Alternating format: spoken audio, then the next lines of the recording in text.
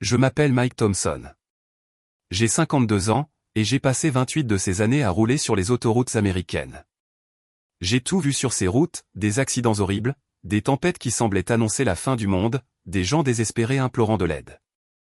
Mais ce que je vais vous raconter maintenant, ça a changé ma vie à jamais. Et je suis absolument certain que c'était un miracle de la Vierge Marie. C'était le 15 décembre 2019, un mardi qui avait commencé comme les autres. Mais qui allait se terminer d'une manière que je n'aurais jamais imaginée. Si quelqu'un m'avait raconté cette histoire à l'avance, je lui aurais ri au nez. Mais quand on vit quelque chose comme ça, quand on est témoin oculaire, tout change. Vous allez penser que j'ai perdu la tête. Vous direz que c'était la fatigue, une hallucination, je ne sais quoi, mais j'étais lucide, plus lucide que je ne l'ai jamais été de ma vie. Et ce qui s'est passé cette nuit-là? Ça ne me quitte pas. Ça ne me quittera jamais. Avant de commencer, il faut que vous compreniez une chose. Je n'étais pas un homme religieux.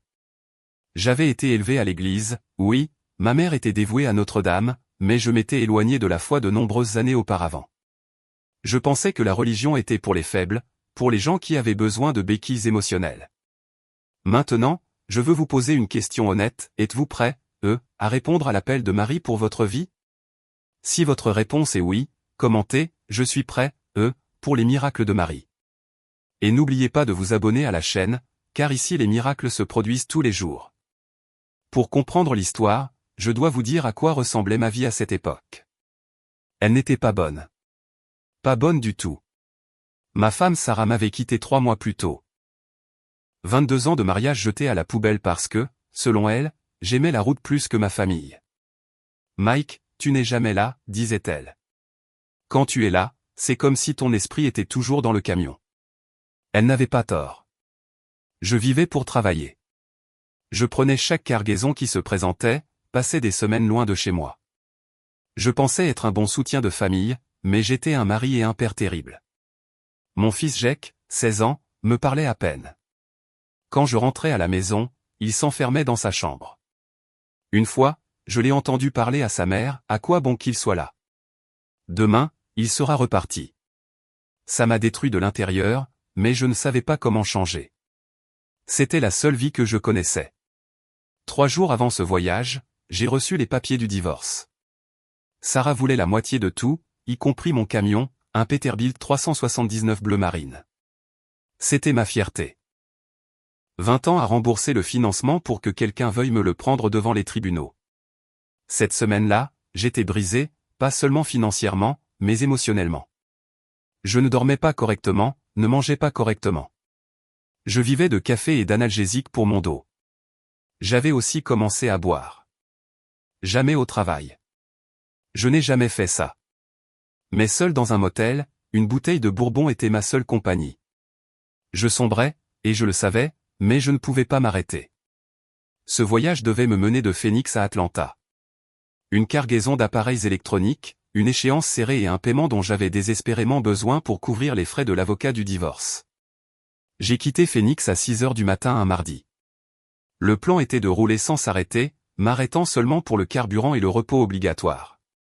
Je voulais être à Atlanta le jeudi matin. La première partie du voyage fut normale. L'interstate d'Hiey, le paysage de l'Arizona, un soleil de plomb. Mon esprit était en pilote automatique. Le pied sur l'accélérateur, les yeux sur la route, la radio jouant de la musique country. Mais au fur et à mesure que la journée avançait, ce sentiment de vide dans ma poitrine ne cessait de grandir.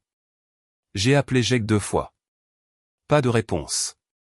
J'ai envoyé un SMS à Sarah pour lui demander comment il allait.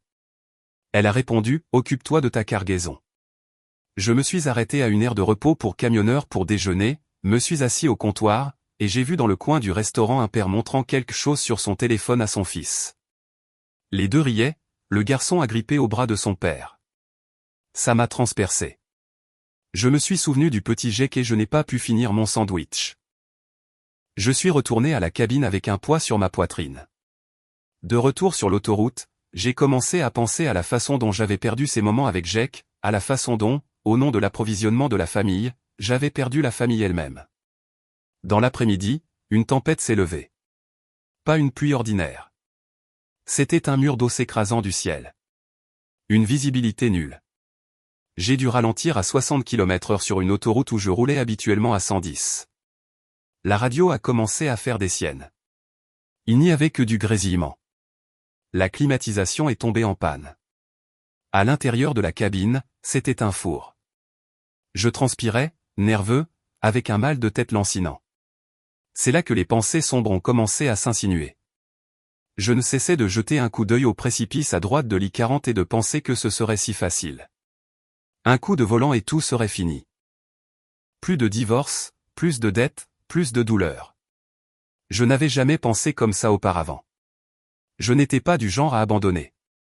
Mais à ce moment-là, roulant seul à travers la tempête, j'avais l'impression qu'il n'y avait pas d'issue. La tempête a commencé à se calmer vers 20 heures, quelque part au Texas. J'avais fait le plein à une station et je reprenais la route quand je l'ai vue, une femme seule sur le bas-côté de l'I-40, autour de la borne kilométrique 25. Elle faisait signe, demandant clairement de l'être prise en stop. Ma première réaction fut d'appuyer sur l'accélérateur et de continuer ma route.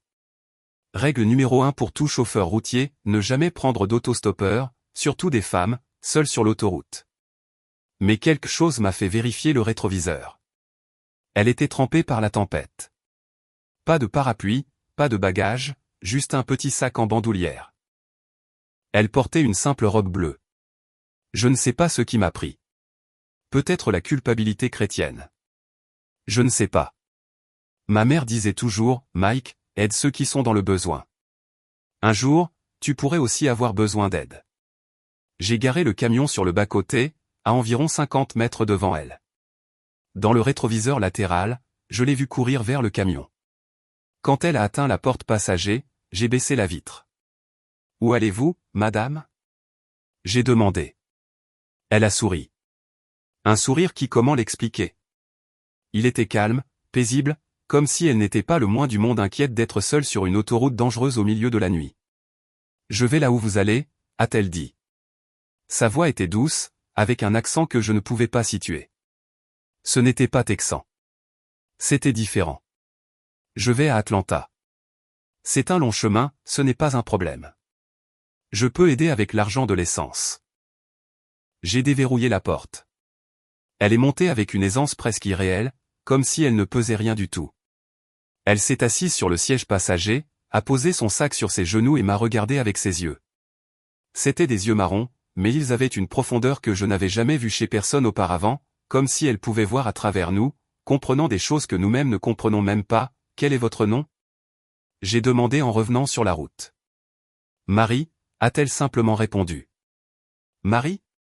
Quoi ? Juste Marie ? » J'ai trouvé ça étrange, mais je n'ai pas insisté. Chacun a ses raisons de ne pas vouloir partager d'informations personnelles. « Que faisiez-vous seul sur la route ? » J'ai demandé. Elle est restée silencieuse un instant, fixant la fenêtre. Puis elle a dit, « J'attendais. » Vous attendiez quoi ? Quelqu'un qui avait besoin de compagnie. Ça m'a donné des frissons. Je ne savais pas pourquoi. Peut-être parce qu'à ce moment-là, j'avais vraiment besoin de compagnie. Cela faisait des semaines que je n'avais parlé à personne d'autre qu'à des pompistes et des caissiers. J'ai essayé de rallumer la radio, mais il n'en sortait que du grésillement. Marie l'a remarqué et a dit, « Parfois, le silence vaut mieux que le bruit. » Vous n'aimez pas la musique ? J'aime ça, mais je préfère la musique qui vient de l'intérieur des gens, les mots qui viennent du cœur. Je l'ai regardée. C'était une femme simple. Elle devait avoir environ 35, 40 ans. Des cheveux bruns attachés en queue de cheval. Pas de maquillage. Rien de clinquant. Mais il y avait quelque chose chez elle, une présence, comme si elle occupait plus d'espace dans la cabine que sa taille physique ne le suggérait. « Vous semblez fatigué », a-t-elle observé après quelques minutes. Je le suis. C'est une période difficile. Vous voulez en parler ? Normalement, j'aurais changé de sujet. Je n'ai jamais été du genre à ouvrir mon cœur aux étrangers. Mais quelque chose dans sa voix, dans la façon dont elle l'a demandé, c'était comme si elle se souciait vraiment. Et j'ai commencé à parler. Je lui ai tout raconté, le divorce, la distance avec mon fils, la solitude, les pensées sombres que j'avais eues plus tôt. J'ai dit des choses que je ne m'étais même jamais dites à moi-même. Marie a juste écouté. Elle ne jugeait pas, n'offrait pas de conseils à bon marché. De temps en temps, elle posait une question qui me faisait réfléchir plus profondément. Quand avez-vous vraiment été heureux pour la dernière fois? A-t-elle demandé. J'ai réfléchi longtemps. Je pense que c'était quand Jake était petit, environ 8 ans. Je venais de rentrer d'un voyage et il a couru me serrer dans ses bras à la porte. Il a dit que je lui avais manqué. Et pourquoi avez-vous cessé de ressentir cela? Je ne sais pas. La vie est devenue de plus en plus trépidante. Le travail est devenu plus lourd. Jake a grandi, est devenu plus indépendant. Ou vous êtes devenu plus distant, a-t-elle dit doucement. Ça m'a fait mal, mais c'était vrai. Marie, je ne sais plus comment arranger les choses. J'ai l'impression d'être dans un trou si profond que je ne vois plus la lumière. Elle est restée silencieuse un moment. Puis elle a dit, Mike, avez-vous déjà pensé que ce trou n'est peut-être pas une prison? C'est peut-être une fondation. Qu'est-ce que vous voulez dire? Parfois, nous devons atteindre le fond pour découvrir ce qui compte vraiment. Pour trouver le roc solide sur lequel nous pouvons construire une nouvelle vie. Je n'avais jamais pensé à ça de cette façon. J'avais toujours vu mes problèmes comme une punition, comme un échec. Elle suggérait qu'il pouvait être une opportunité. Votre fils vous manque, a-t-elle continué. C'est de l'amour. Vous regrettez d'avoir blessé votre femme. C'est de la conscience. Vous voulez un changement. C'est de l'espoir. Mike, vous n'avez pas perdu ce qui compte. Vous avez juste oublié où vous l'aviez rangé. Des larmes ont commencé à couler sur mon visage. Des larmes que j'avais retenues depuis des mois. Mais comment changer? Comment regagner leur confiance? Un mile à la fois, a-t-elle dit avec un sourire. De la même manière que vous conduisez ce camion, un mile à la fois. C'est alors que les choses ont commencé à devenir étranges. Premièrement, j'ai réalisé que je n'étais plus fatigué. J'avais conduit pendant près de 14 heures, mais je me sentais complètement alerte, rafraîchi, comme si j'avais dormi 8 heures. Deuxièmement, mon camion fonctionnait mieux que jamais. Le moteur ronronnait en douceur sans ce petit cliquetis de la pompe d'injection qui m'inquiétait depuis des semaines. La direction était légère, les freins répondaient parfaitement. Troisièmement, et cela m'a vraiment troublé, c'était comme si le temps s'était ralenti. J'ai regardé l'odomètre et j'avais parcouru beaucoup plus de miles que cela ne semblait possible. Marie, j'ai dit, quelque chose d'étrange se passe. Qu'est-ce que vous voulez dire? Je ne sais pas. J'ai l'impression qu'il n'y a pas que nous deux ici dans la cabine. Comme s'il y avait une présence. Elle a souri à nouveau. Il y en a toujours une, Mike. Il y en a toujours une. C'est alors que j'ai remarqué le parfum. Une douce odeur de fleurs qui n'était pas là avant. Ce n'était pas un parfum ordinaire. C'était comme l'odeur dont je me souvenais quand j'étais enfant et que ma grand-mère m'emmenait à l'église le dimanche, de l'encens mélangé à des roses. Vous sentez ça? J'ai demandé. Sentir quoi? Des fleurs. Des roses.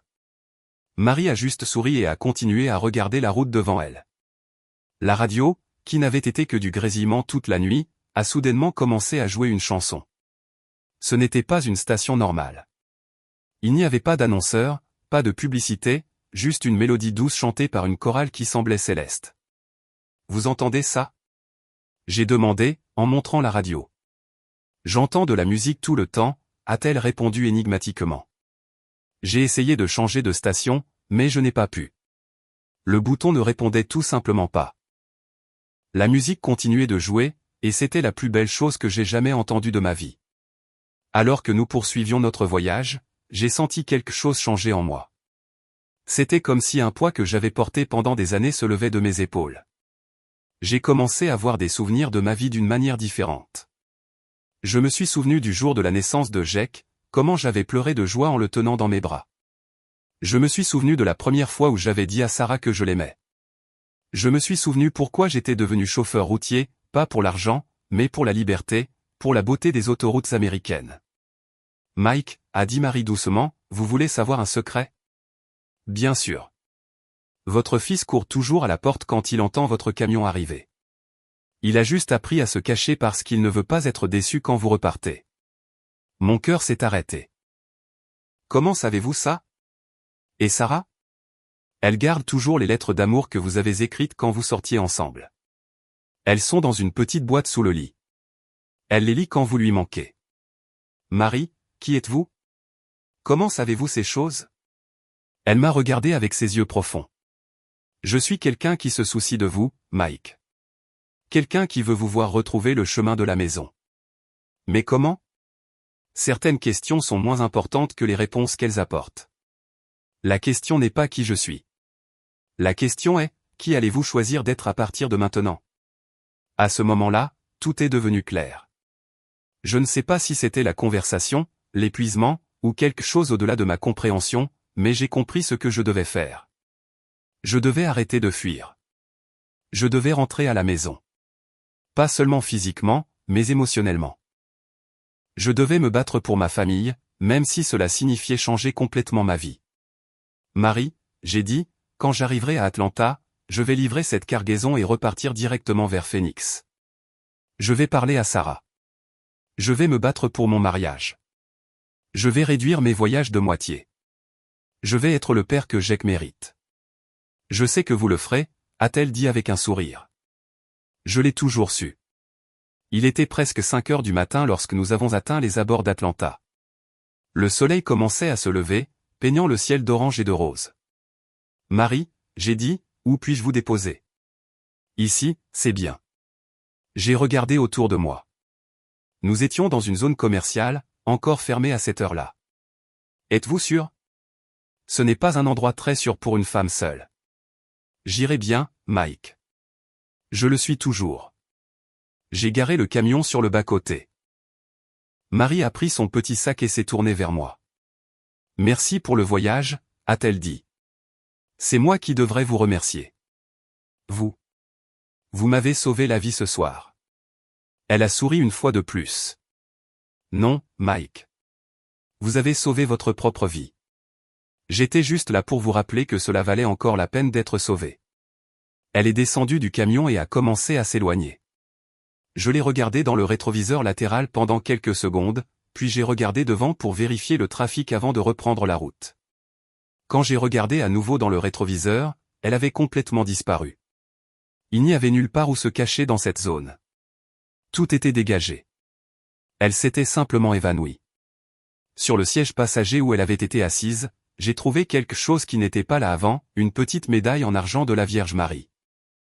Ce n'était rien d'élaboré, juste une simple médaille, mais elle était chaude au toucher, comme si quelqu'un l'avait tenue longtemps. J'ai tenu ma promesse. J'ai livré la cargaison à Atlanta et suis rentré directement à Phoenix. J'ai parlé à Sarah. Ce n'était pas facile, mais nous avons commencé une thérapie de couple. J'ai réduit mes voyages de moitié. Jake est toujours réservé avec moi, mais maintenant nous passons au moins un week-end par mois ensemble. La semaine dernière, il m'a demandé s'il pouvait venir avec moi pour un court voyage pendant les vacances d'été. Je ne sais pas qui était Marie. Peut-être un ange, peut-être un messager envoyé du ciel, mais au fond de moi, je n'ai aucun doute, cette nuit-là, j'ai vécu un miracle de la Vierge Marie. Je garde toujours la médaille que j'ai trouvée sur le siège passager. Elle est accrochée à mon rétroviseur. Chaque fois que je la regarde, je me souviens des paroles de Marie, un mile à la fois. Parfois, quand je roule seul sur les routes la nuit, je sens encore le parfum des roses. Parfois, j'entends cette douce musique à la radio. Et dans ces moments-là, je sais que ce n'était pas une illusion. C'était réel. C'était Notre-Dame me rappelant que l'espoir ne meurt jamais, même quand tout semble perdu. Si vous traversez une période difficile, si vous sentez que vous avez perdu votre chemin, sachez ceci, la Vierge Marie continue de faire des miracles. Parfois, elle apparaît dans les endroits les plus inattendus à travers des personnes que nous n'imaginerions jamais. Et qui sait, peut-être qu'un jour, quand vous vous y attendrez le moins, elle pourrait aussi apparaître dans votre vie. Maintenant, je vous invite à une courte prière. Vierge Marie, très sainte Mère, de même que cette nuit-là tu as étendu ta douce présence au milieu de la tempête et de la solitude, viens aussi à la rencontre des cœurs qui se sentent perdus aujourd'hui. Toi qui es la mère de l'espérance, console ceux qui pleurent, fortifie les fatigués, accueille ceux qui ne croient plus en eux-mêmes, et montre-leur que la vie a encore un sens. Apprends-nous, ô Marie, à vivre avec foi, à aimer sans mesure et à pardonner sans limite. Que nous n'oublions jamais que même dans l'obscurité, ton regard maternel nous guide et ton cœur nous ramène à Dieu. Mère bien-aimée, intercède pour nos familles. Restaure les foyers blessés. Rapprochez les parents et les enfants. Guéris les blessures du cœur et apporte la paix sur les chemins de la vie. Et quand nous nous sentirons trop fatigués pour continuer, tiens nos mains et conduis-nous pas à pas, un mile à la fois, jusqu'au port sûr de ton Fils, Jésus. Amen. Maintenant, je veux vous demander, croyez-vous au miracle de la Vierge Marie? Si oui, écrivez dans les commentaires, je crois au miracle de la Vierge Marie. Si cette histoire a touché votre cœur, abonnez-vous à la chaîne, activez la cloche de notification et partagez cette vidéo avec quelqu'un qui a besoin d'espoir. Ensemble, nous répandrons la foi et montrerons au monde que Notre-Dame continue de faire des miracles dans nos vies. Que la Vierge Marie vous bénisse, vous et votre famille, aujourd'hui et toujours. Amen.